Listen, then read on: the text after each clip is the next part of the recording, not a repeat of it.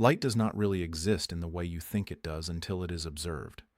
I know that sounds like something you might read on a motivational poster, but I am speaking as a physicist. This is not philosophy. This is what our best experiments show. The most carefully tested theory in science tells us that the light entering your room right now does not settle into a definite reality until it is measured. That is not poetry. That is physics. And once you understand what that truly means, the way you look at the world will never be quite the same. Let me start with something that puzzled me for years. A photon, a particle of light, has no mass at all. Zero. Nothing. And yet if you shine a flashlight onto a tiny piece of foil hanging by a thread, the foil moves. Light pushes it. Light carries momentum. That should sound impossible, because in school you learned that momentum equals mass times velocity. If the mass is zero, the momentum should be zero too. By that logic, the foil should not move, but it does. So what is going on? The answer comes from Einstein. Newton's formula works well for everyday objects like balls or cars, but it is incomplete.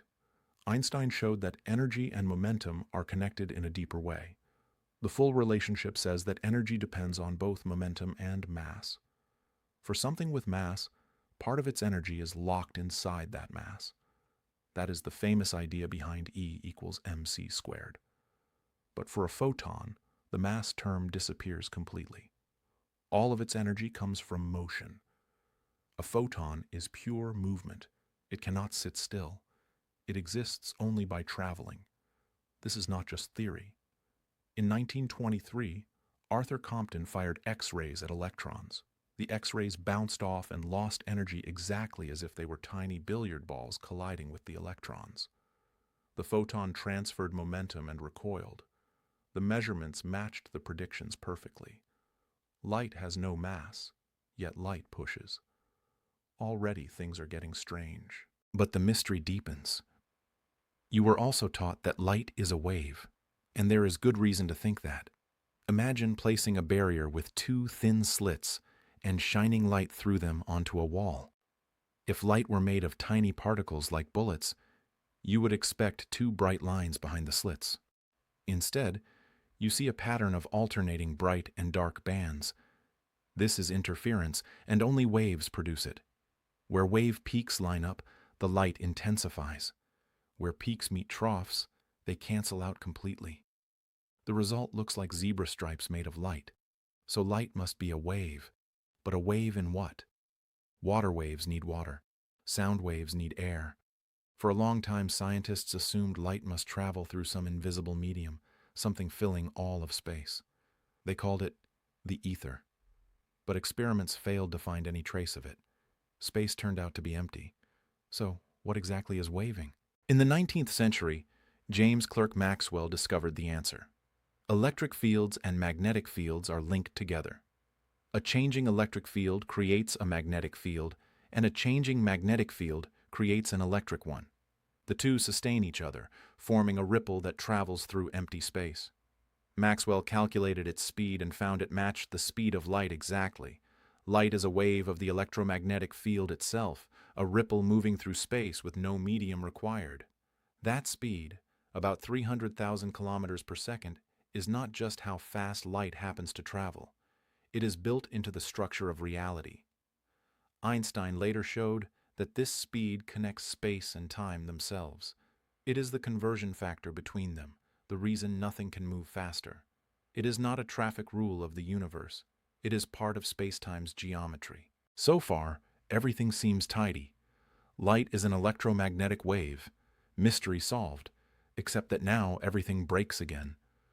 Around 1905, a young Albert Einstein began thinking about an odd experiment known as the photoelectric effect. When light shines on a metal surface, electrons can be knocked loose and fly away. That sounds simple enough. Light carries energy, and that energy frees the electrons. But the details did not make sense if light were only a wave. Red light, no matter how intense, could not knock electrons out of certain metals. You could shine the brightest red light imaginable, and nothing would happen.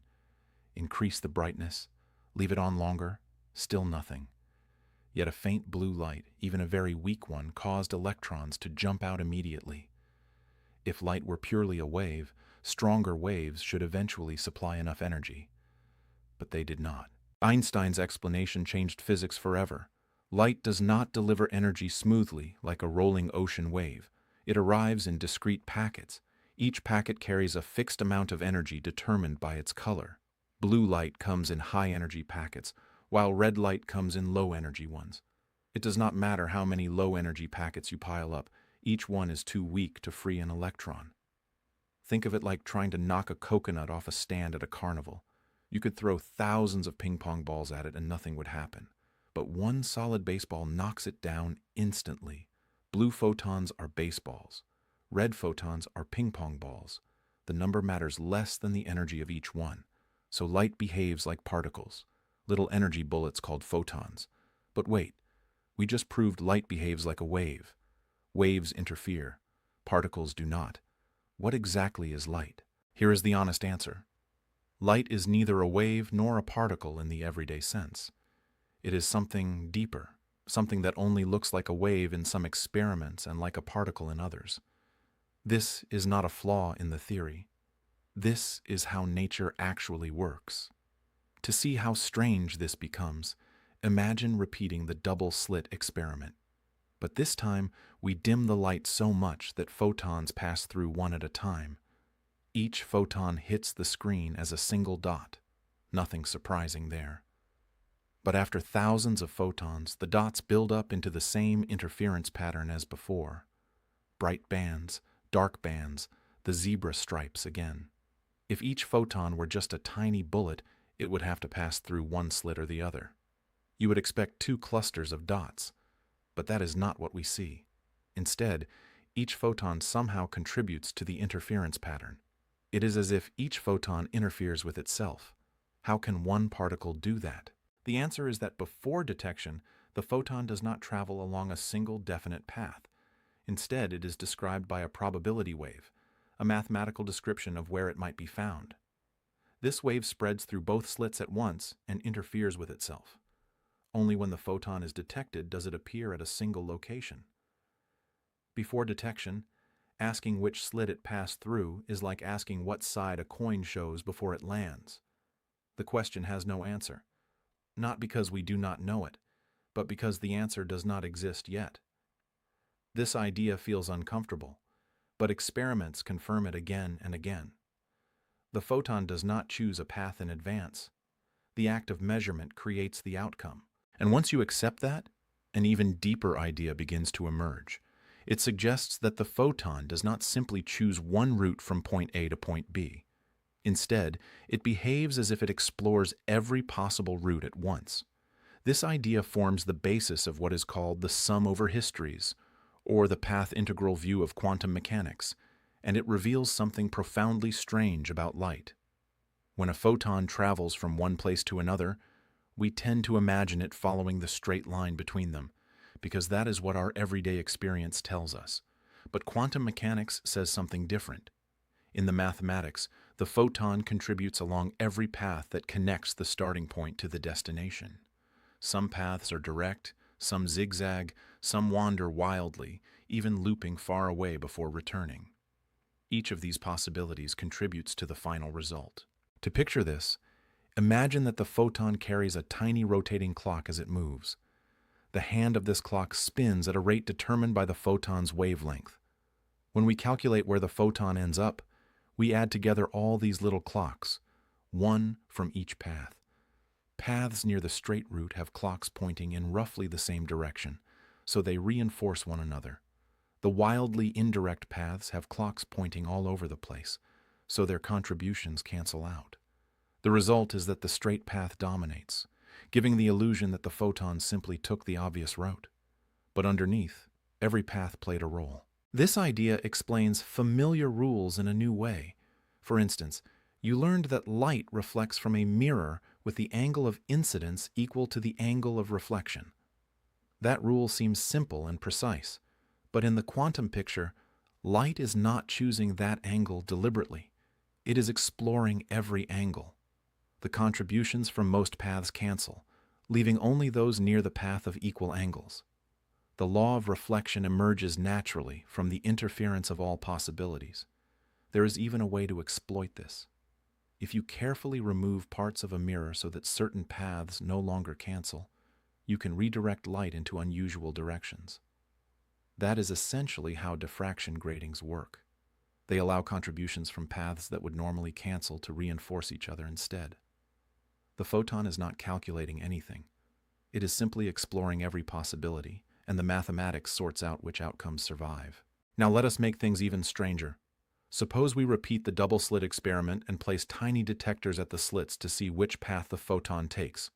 The moment we do this, the interference pattern disappears. Instead of stripes, we see two separate clusters, one behind each slit, just as we would expect from ordinary particles. What caused the change? It is not that the detectors physically pushed the photon around. Even extremely gentle measurements destroy the interference. The crucial point is that once we obtain information about the path, the probability wave no longer spreads through both slits. The photon behaves as if it took one definite route.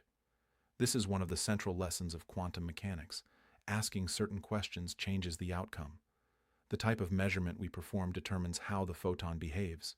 If we ask wave-type questions, we see wave-like behavior. If we ask particle-type questions, we see particle-like behavior. And there is an experiment that pushes this idea to its limit, one that forces us to rethink what we mean by the past itself. It is called the delayed choice experiment, proposed by John Wheeler. The setup begins just like the familiar double-slit experiment. A photon passes through the slits and heads toward the detector. But now comes the twist. After the photon has already gone through the slits, we decide whether or not to measure which slit it used. If we leave the apparatus alone, we get an interference pattern, as if the photon traveled through both slits at once. But if we suddenly insert a device that reveals the path, the interference disappears, and the photon behaves like a particle that used only one slit. The puzzling part is that our decision happens after the photon has already passed the slits. How can a later choice influence what seems to be an earlier event? The unsettling conclusion is that, at the quantum level, the photon did not have a definite history before the measurement.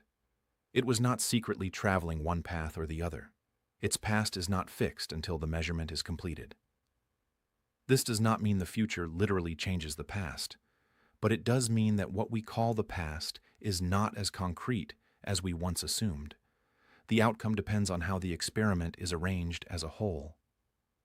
Now let us move even deeper into the structure of reality. To understand what light truly is, imagine that all of space is filled with an invisible ocean. This is not the old ether once proposed by 19th century physicists. It is the electromagnetic field itself. This field exists everywhere, even in the emptiest void between galaxies. And here is the remarkable part. Even in total darkness, this field is never perfectly still. The reason comes from the uncertainty principle. In quantum physics, you cannot specify both the exact value of a quantity and its rate of change with perfect precision. This applies not only to particles, but to fields as well. You cannot have a perfectly zero electromagnetic field everywhere, because that would require impossible precision. Instead, the field constantly fluctuates. Tiny ripples appear and vanish spontaneously. This restless background is called the quantum vacuum. These fluctuations are not just abstract mathematics. They produce real, measurable effects. Consider two metal plates placed extremely close together in a vacuum, separated by only a tiny gap. Surprisingly, the plates feel a force pushing them together, even though there is nothing between them. This phenomenon is known as the Casimir effect. It happens because the vacuum fluctuations outside the plates can take on many wavelengths, while inside the narrow gap only certain wavelengths fit. There are fewer possible fluctuations between the plates than outside, creating a pressure difference that pushes them together. Empty space itself exerts a force. The vacuum is not empty at all. Another example occurs inside atoms. In hydrogen, certain energy levels of the electron should be identical according to simple theory, yet precise measurements reveal a small difference. This shift arises because the electron interacts with the ever-present vacuum fluctuations. The tiny jitter of empty space alters the electron's energy slightly. This effect, known as the Lamb shift, has been measured with astonishing precision, matching theory to many decimal places. These fluctuations even help explain why excited atoms eventually emit light. Without disturbances from the vacuum, an atom might remain excited indefinitely. The random tremors of the electromagnetic field gently nudge it until it releases a photon. So the vacuum is not nothing.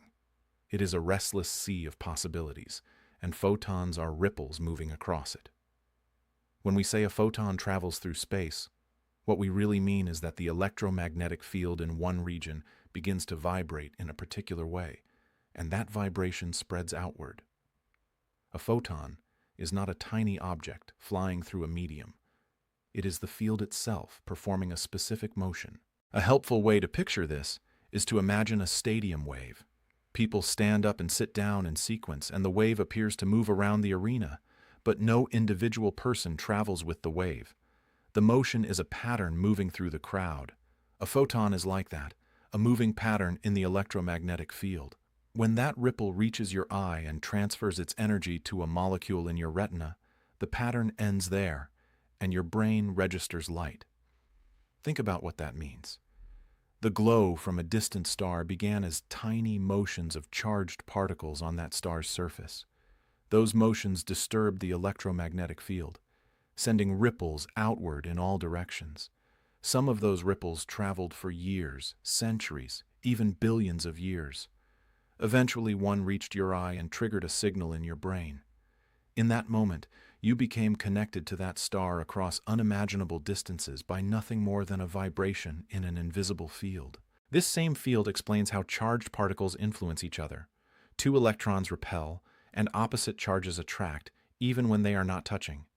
In quantum electrodynamics, the explanation is that disturbances in the electromagnetic field transfer momentum between them. These disturbances are often described as virtual photons, but it is important not to imagine them as little particles being thrown back and forth. It is more accurate to think of the field itself adjusting and carrying the effect across space. The mathematics of how those disturbances combine determines whether the force is attractive or repulsive. All of this reveals something profound about reality. Our everyday intuition tells us the world is made of solid objects with definite locations and predictable paths. That intuition evolved because it helped our ancestors survive. But when we look closely with precise experiments and careful mathematics, we find a different picture. Reality at its core is not built from tiny solid pieces. It is built from fields, fluctuations, and probabilities. Patterns replace objects, and interactions replace rigid trajectories. Every time you see anything, photons are entering your eyes. Each one is a quantum excitation of the electromagnetic field. Before it is detected, it does not follow a single path. It explores possibilities. It is influenced by the shimmering vacuum itself. The world you perceive is assembled moment by moment from these quantum events. When you watch a sunset, you are seeing different frequencies of the electromagnetic field triggering responses in the molecules of your eyes. When you look at the night sky, you are receiving signals that began long before human civilization existed. The universe is stitched together by this invisible ocean of light, and every observation connects you to distant events. What amazes me most is that we can understand any of this at all. The universe is not obligated to make sense to us, yet through experiments and equations we have uncovered patterns that hold to astonishing precision. We may never know everything, but each discovery brings us closer to the structure beneath appearances. So what is light? Light is not simply a wave and not merely a particle. It is a quantum excitation of the electromagnetic field, a moving pattern in the fabric of reality itself. Understanding that has given us lasers, modern electronics, medical imaging, and countless technologies. More importantly, it has shown us that the universe is stranger, subtler, and more beautiful than common sense ever suggested. And we are only at the beginning of understanding it. Now, I would love to hear from you. What part of this changed the way you think about light the most? Tell me in the comments, because the next question we explore might start with your curiosity.